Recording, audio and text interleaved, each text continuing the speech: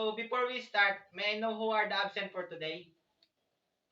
Okay, great. It's nice to know that no one is absent for today. So before we start again, I have here a game. I have here a scrambled words. Kailangan nyo lang mabuo yung salitang nakatago sa scrambled words na ito. So bibigyan ko lang kayo ng 3 minuto para matapos ang laro.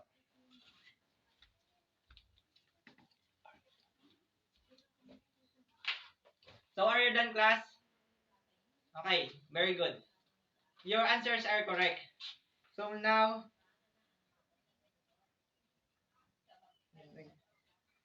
based on the game, what do you think our lesson for today? Okay, very good, class.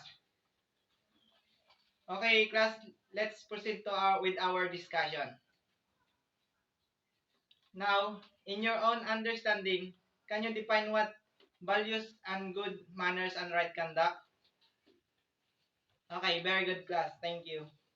Let us first define the Western and Eastern influences of Filipino values and good manners and right conduct.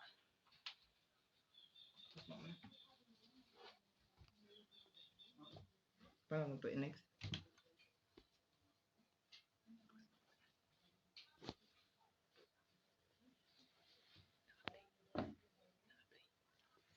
So at the end of this lesson, the student must be able to discuss the Western and Eastern influences on the Filipino values and good manners and right conduct, or JMRC. Next, identify the positive and negative Filipino values and their implications to economic development. And lastly, appraise one's personal values and understood its implication to being a JMRC teacher.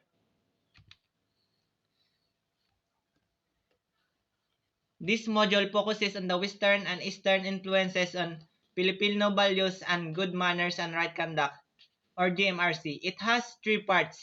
It begins with the discussion on the contributor factors to Filipino cultures, highlighting on the different foreign influences that contribute in the shaping of our Filipino cultures. The second part deals with the belief and value system of Filipinos with emphasis on the descriptions of different Filipino values. Then the end of part contains the list of positive and negative values identified by corpus. So yung tatalakayin po natin ngayong umaga ay yung different foreign influences that contribute in the shaping of Filipino culture. Yung mga nagdaang Kastila na nag-shape para maging maayos ang Pilipino. Tapos yung second part yung mga belief and value system na galing sa kanila. Tapos yung last yung positive at negative na galing din sa kanila. Sa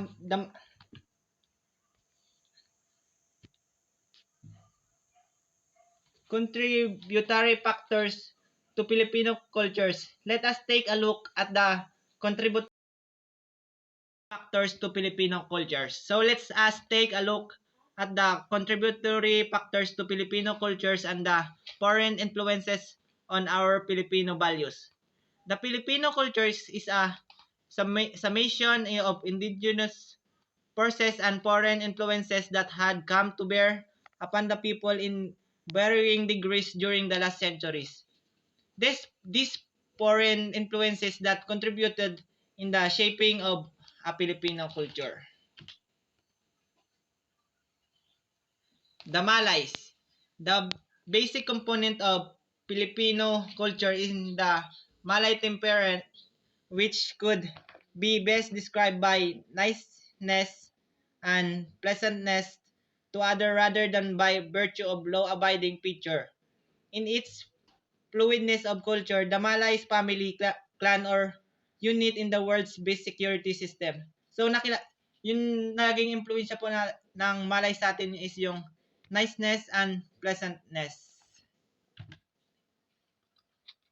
Sa Chinese naman po, filial piety between parents and children, the flexibility to go along with other people, and the sageliness within and kingliness without of the Filipino is believed to be due to Chinese influences.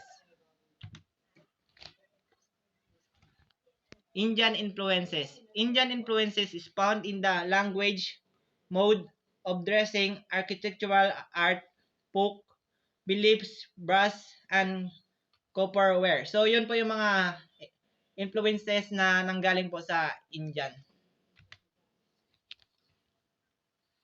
Sa Hindu influences naman po, the Hindu influence is the most persuasive in the Filipino belief system. For instance is the prediction of Filipino newspaper readers for horoscope and fortune telling sections. Sa, Spanish heritage naman po, it is effective of more developed societies at their point of contact, broadened an outlook of the Filipino. Spain introduced a community-oriented rather than a family-oriented religion in the form of Christianity. It contributed to an elite class, a social and political organization according to Western institutions was brought to the Philippines. The Americans, the United States further there you go.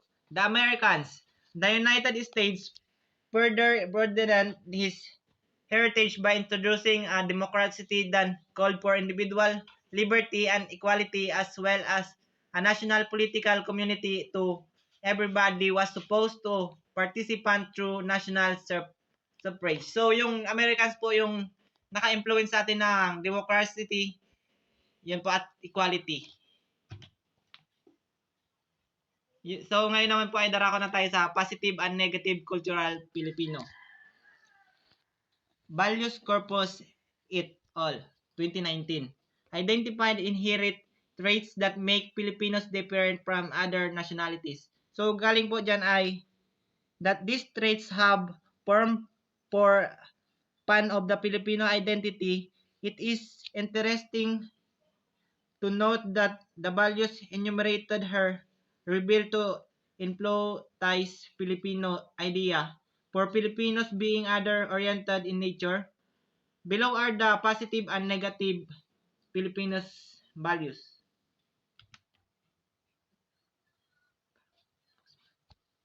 Positive Filipino values. So, may 5 po tayong positive Filipino values. Una po yung bayanihan, damayan, familism, optimism, hospitality. Yung bayanihan po ay as a practice of the spirit of kingship and camaraderie, the custom of bayanihan is observed whenever a helping hand is extended to accomplish a task as a group, stated from the Filipino traditions of helping our neighbor who is a member of the community. A popular depiction of bayanihan is the picture of village man carrying a nipa house on their shoulders. Hindi na po naisama yung picture, pero yun po yung paglilipat bahay po na kung saan yung mga tao ay nagtutulungan para mailipat yung bahay kubo, ganun po. Tapos pangalawa naman po yung damayan. Damayan Filipino always extend sympathy for Philippine people, especially for those who lost their other loved ones or who were victim of calamities.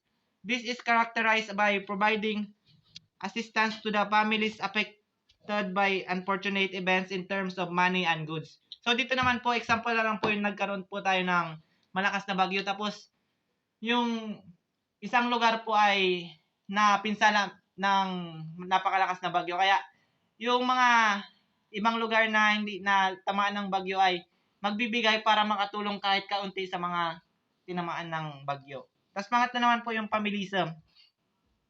Familism or close family ties Filipino are known to prioritize the welfare of family members above other things.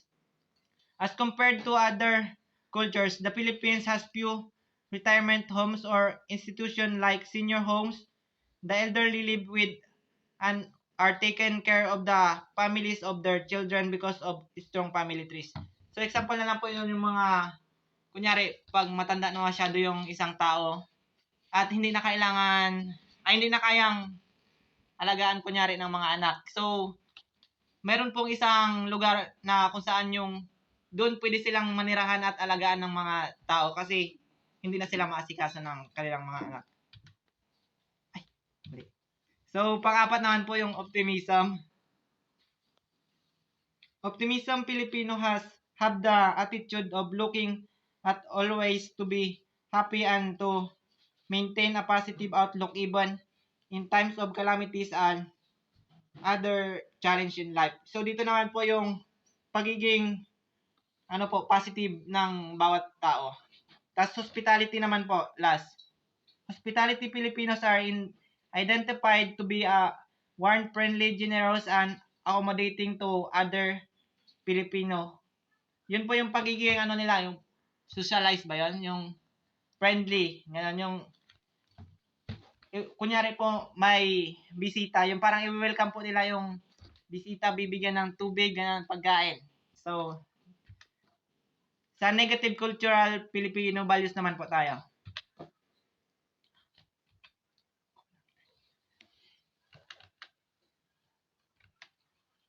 Ay, hindi na po nailagay. Kaya sasabihin ko na, example na lang po nun yung bahala na.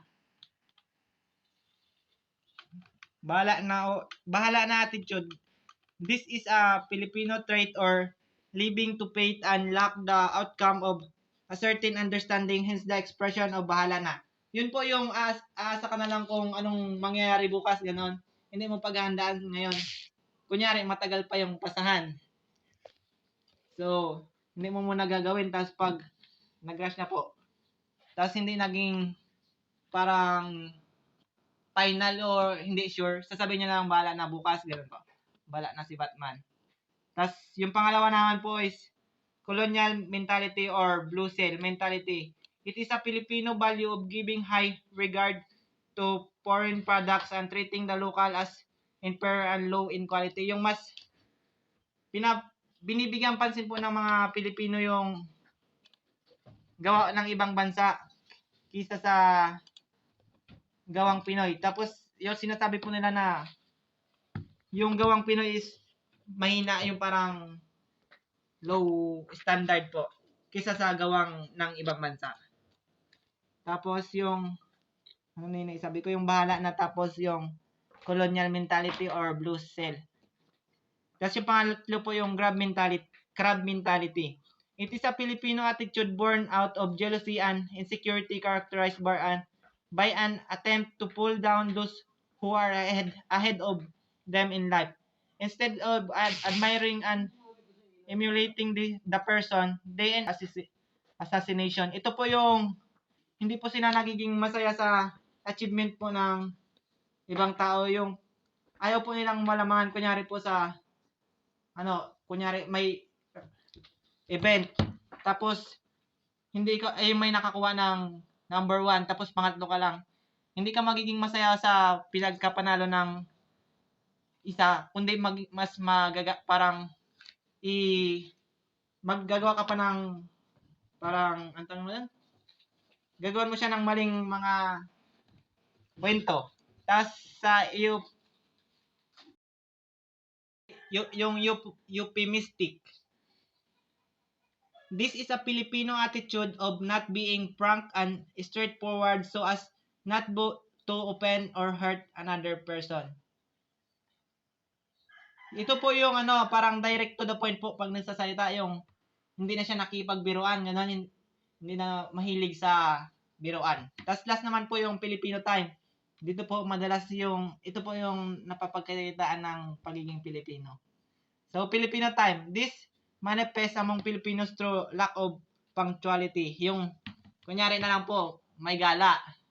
Yung assigned na oras is 5. Tapos, alas 8 na, tulog ka pa. So, yun na po yung example ng Filipino time. So, yun lang po. So, ngayon naman po, please get get a piece of paper and let's have an activity. Meron na ba kayong papel, class? Okay, very good. Very good. In one half sheet of paper, write 5 positive and 5 negative Filipino values. I will give you 3 minutes to answer the activity.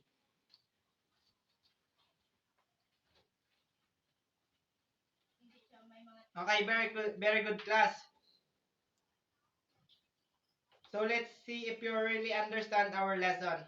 Again, what's our lesson all about? Okay, very good class. What is the importance of knowing the values that influence of other country to our country? Okay, very good. So, what are the good impact of this kind of values in our real life? Give me some example. So, very good. Then lastly, how these positive values help in our daily lives? Okay, very good. So, very good class. Naintindihan nyo na yung ating lesson ngayon. So, yun lang at maraming salamat.